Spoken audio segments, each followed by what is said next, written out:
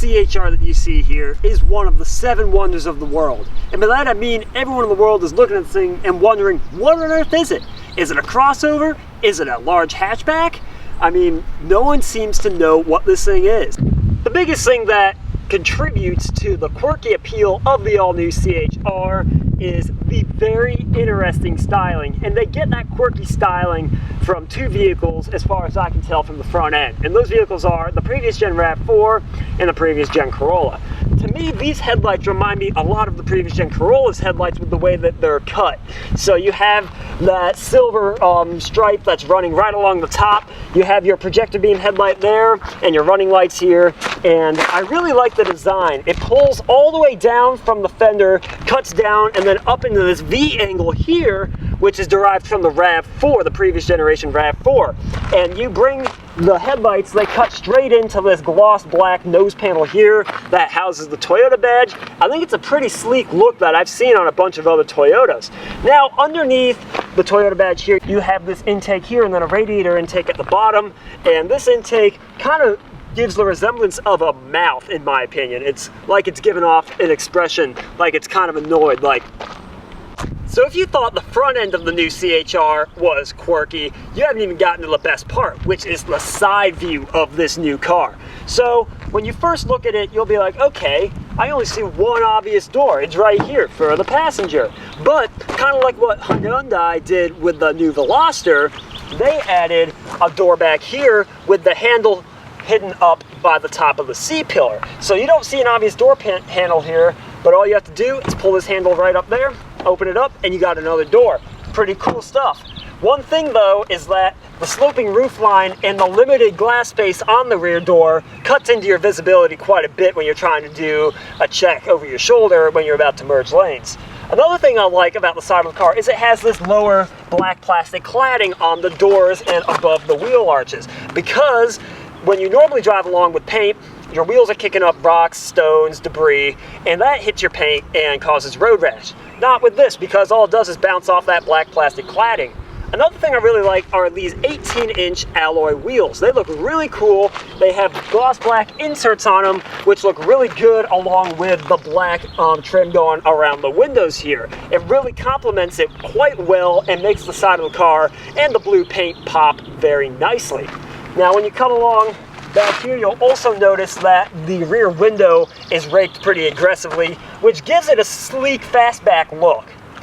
You guys now join me from the rear end of the CHR, and it's a really interesting look. The first thing I noticed was, hey, this thing has 2 spoilers. You have one right up here at the top of the deck lid, and then you have one here, a little lip spoiler, in between the 2 taillights. And these taillights are a really cool look. They pop out from the sides of the car instead of being flushed with the panels, which makes the side and the rear of the car look more angular. And you also have a nice cut around into the rear trunk lid itself, which kind of looks like what the Honda Civic's going for right now. Another thing you'll notice are the bulbous rear quarter panels. They're quite large, and they give the rear of the car a fatter, wider look than you would get if you just had it cut right around. And I like the angular housing for the reflector lights in the rear, and you have more of that black plastic cladding along the lower bumper. Now to open the trunk, you just pop that right there, and you are greeted to 19 cubic feet of storage space with the seats folded up and around 37 with the seats folded down. Not too bad, but definitely not class leading by any means. I'm now sitting in the driver's seat of the new CHR, and this interior design goes right along with the quirky exterior in numerous ways. The first thing you'll notice is that there are these leaf/teardrop shaped imprints all along the door panels. You have some in the headliner. The outside air vents are shaped in the same way. You get them along the door sills, and you get some in the trunk as well. And I'm sure I missed a spot. They probably hid some somewhere. But it's a very unique design that sets this car off from the competition. And I really like the dashboard look. It's really, really cool. You have the soft touch stitched material up here. You have these aluminum accents running along the top of this piano black plastic trim that runs through the center of the dashboard. And even the bottom of the dashboard is nice and soft touch. I like the aluminum accents going around the air vents. And it's a really unique, somewhat hip interior. But one thing I will say is it doesn't really feel the most spacious in here. Even though I have pretty good headroom and I can sit nice and comfortable behind there, you definitely don't feel like you've fully maximized the utility inside this car. But one thing I will say is the controls are really unique. I said I was going to miss a spot where they did that teardrop look, and I did. But I'm going to mention it now. It's on the climate controls. They're nice and clear, easy to use. I love how Toyota's been cutting down on buttons recently. And the Entune 3.0 display, 8 inches, which is pretty good size, especially for a car that costs $24,000. And it's located really close to the driver. So I can reach out, touch it, no problem, do all the commands. It has nice hard buttons on it for a few controls that you're going to use often. And overall, I like the layout of this dashboard. It's a pretty sleek design. One thing I will say is the gauge cluster itself is pretty old school. You have analog RPM and speed gauges, you have an analog temp and fuel gauge, and there's a small display in the middle for some of your active safety features and some of the Entune app features. But other than that, it's quite standard in here. You have cloth seats. They're quite supportive, actually. I enjoy the bolstering that they give you. I wasn't expecting this much bolstering. And they're pretty cushy, yet supportive. So as far as a cloth seat goes, I like it. And personally, I've been a fan of cloth seats over leather just because they don't get as hot in the summer. But I feel like on an XLE trim, they should at least offer the Softex material in this car. I feel like some buyers are going to want that. Now, a few other cool features, and this is something that Toyota's offering on all their cars now. You have the electronic parking brake, you have auto hold, you obviously have the Toyota Safety Sense Plus, which every new Toyota has nowadays. I've mentioned it numerous times in other Toyota reviews, and I think it's great that Toyota's implementing that because it means that no matter what model you get, you don't feel like you're getting skimped of features that are pretty vital in today's marketplace. So I've now migrated to the rear seat of the CHR, and based off of what I had read online and what I'd seen in other people's videos on this car, I was expecting nothing because a lot of people complained about it back here. Yeah, it's kind of dark, especially with the windows shut, just because there's not a lot of glass space. You look to your left and you see mostly plastic up here from the door panel, but in terms of actual seat room, I'm sitting behind myself. As I've said a million times, I'm 6'2", not trying to toot my own horn, but I do have plenty of knee room and I have good foot room as well. One thing I will say is the seat back is angled pretty much just 90 degrees straight up, so it keeps your posture real good, but I feel like on a long trip, I would want to be able to recline this sucker a little bit. And you also don't have a fold-out center armrest or rear vents. Not a huge deal because this is a smaller vehicle. You should be able to get enough air coming from up front, but I would very much appreciate an armrest back here. Headroom, I barely fit. I have about 1.5 inches of clearance, but 1.5 inches clearance means 1.5 inches away from having an issue, so no issue for me. And one thing I do like is they have nice big cup holders located in the door panels high up, so you don't have to reach down to get your beverage. You can literally pop it right here and be totally good to go. Now it's time to get this CHR out on the road and straight into Nova rush hour traffic, so you guys are going to have to bear with me on that. But one thing I will say just from driving this thing around is it's a pretty solid little commuter car. And I don't mean that as a demeanor towards the car. I very much enjoy this thing, but I just personally think it's a great car to put around town in and just pretty much go to work in, because it's smooth, it's quiet, it's pretty comfortable, it's not that expensive, it's a very inoffensive vehicle. Like I said earlier, this thing has an awesome looking interior, and I think the car actually drives pretty well. I'm driving it around now. The steering, it's pretty much just like any other Toyota. It's not very connected, but I mean, it's relatively direct and it gets you where you need to be. It's not trying to be a sporty vehicle in any way. It's trying to be an effortless vehicle, a vehicle that doesn't take that much effort to drive, something you can just hop in and just putt around in. And it does that very well.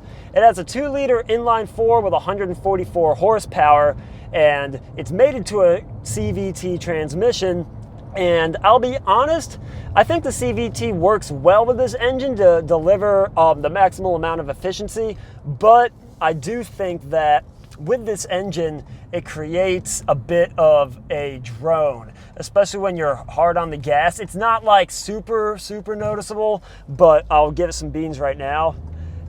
It's just, you hit the gas and it just doesn't really want to get going. It definitely has that rubber band feel to it. It's not a fast car. It takes 10.1 seconds to get to 60, so it is not fast by any means. And when you're first getting into the power band, you have nothing, and then you start to go a little bit, but it's just not a quick car by any means. But the thing is, if you treat it like that and treat it like something you're just gonna put around in, it's no big deal at all, and it's totally fine for most driving scenarios.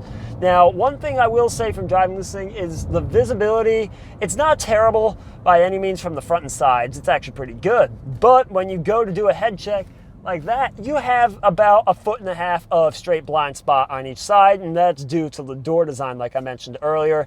And that can be a little bit annoying when you're merging onto the highway, but you do have lane departure warning, which is a very nice feature to have. Now, one thing that is interesting about the CHR, it's whilst it has a small engine and a CVT, it gets good city fuel economy, but the highway fuel economy isn't quite what you would expect. It gets 31 on the highway, and that's not bad, but the new RAV4 gets better than that on the highway. And I think a lot of that comes down to the fact that this is a larger vehicle than, let's say, a Corolla, for instance, and it's powered with an engine that produces about the same amount of power as a previous gen Corolla, maybe a few more.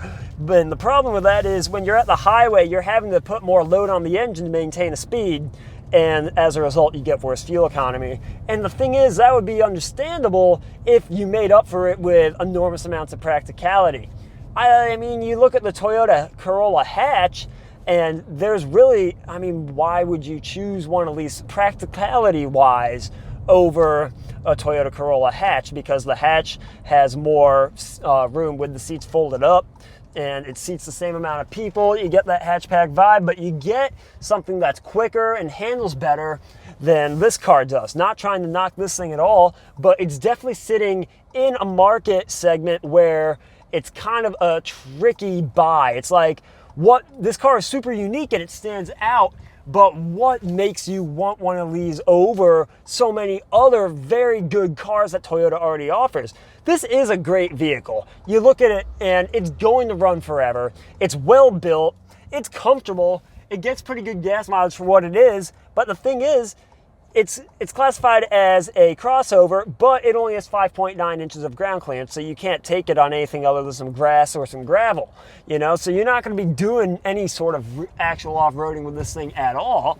And as a result of that, why not just get a Corolla, you know? So I don't mean to bash this car at all. It is a solid product and there's nothing wrong with it. It's comfortable, it's nice, and I thoroughly enjoyed my time with it, you know? But it sits in one of those segments where it's going to appeal to a niche buyer. It's going to appeal to someone that wants that appeal of a crossover without really having to have something that's super big, super bulky. It drives like a small car. This drives like a very refined small vehicle. You know, it's quiet inside, it rides nice, it's compliant, a little bit firm over some road surfaces. You can get some jarring to the ride, but it's not bad at all. It's honestly pretty comfortable on the whole. So it's definitely going to be a niche market car, and I think Toyota recognized that when they rolled it out. The styling is certainly unique, so if you're looking for something that has the imposing stance of a crossover, but it also has a quirky design that's not going to really set anyone off, it just kind of sets you apart from the rest of the pack, this is a very good car, and I would definitely recommend it to someone that is looking for those things. Like I said, it's a niche market, but there are people there, and that market is growing as crossovers become more and more prevalent on the roads today. So thanks again to Orasmon Chantilly Toyota for lending me this car. Arlo Guthrie and David Timoner have been working with me for years. They're awesome, so if you're in the Northern Virginia area and you're looking for a Toyota, you owe it to yourself to go check them out. So I hope you guys enjoyed the video. Feel free to check us out on social media and subscribe if you like the content, and I'll catch you guys next time.